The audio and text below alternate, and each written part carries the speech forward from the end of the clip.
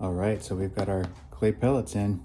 We're gonna go ahead and open these up, get them washed up, and added to a net pot for our hydroponic system.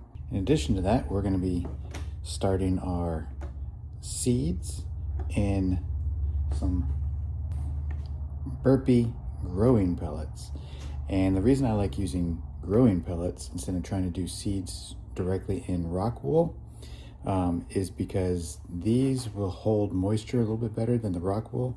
And if you miss a day of watering, or let's say you go out and you're at work and your rock wool dries up, it will kill your seeds, it'll kill your germination. So I like using the coconut fibers to get the seeds started.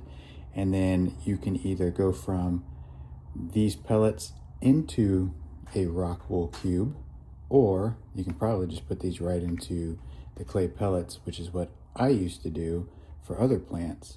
But we'll determine that once we get into actual seedlings and see if they're strong enough to withstand a little extra moisture that these may hold in the hydroponic system later on. And of course, I've got a little tent to get the seedlings started. I should say the seeds started and germinated. But we're gonna go ahead and do all that in a little bit in another video. Today we are focusing on getting our clay pellets ready to go. When you get your clay pebbles, your pellets, your hydroton, whatever you want to call it, it's basically expanded clay. They're going to be all different shapes and sizes.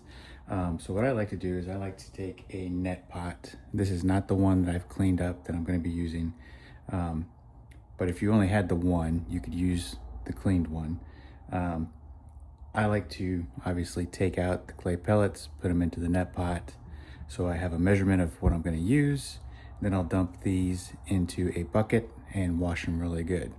Normally I'll let them soak for a good few hours to really soak up that water and get everything cleaned. I'll rinse them a few times. Do it outside, not inside, because you don't want those clay pellets to get into your sink drains or anything like that.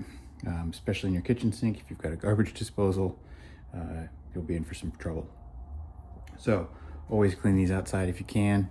Again, I'm going to take the pellets out of the bag, put them in here to get a measurement.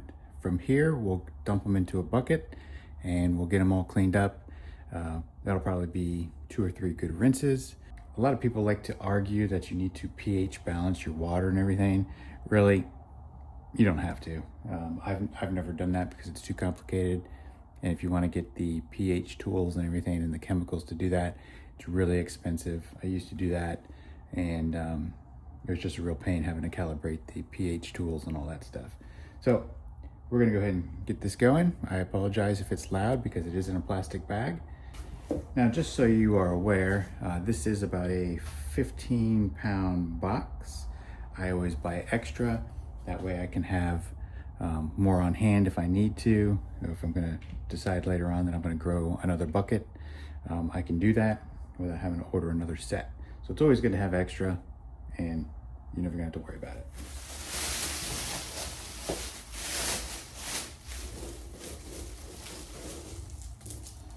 So real quick, these are a little bit darker than what I'm used to. They are not wet, they're just darker clay. They are definitely gritty and dirty, so they do need to be washed.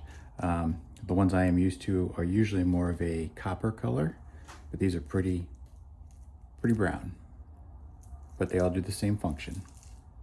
All right, so I don't know if you can tell, but this is kind of domed up over the lip here. And the reason I want to do that is because I want to have a little extra cleaned off, ready to go. Because ultimately what's going to happen is there are some tiny little pieces in here that can go through the net pot, and you actually lose the velocity of, or the density of the hydroton. So eventually you will lose tiny little pieces like this. So it's always good to have a little extra cleaned up, ready to go, which is what we're doing here. Okie dokie. So we've got the hydroton, the clay pellets soaking in water, and they do float. This whole bucket's full of water, but you wouldn't be able to tell just by looking at that. As you can see,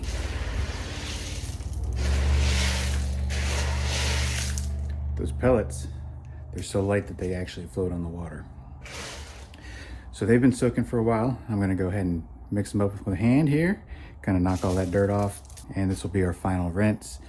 Once we're done, I'm not gonna show you that process, but we're gonna go ahead and dump out this water, put them in the bucket we're actually gonna use, the net pot I mean, and then we'll rinse them off outside and let them dry, and they'll be good to go.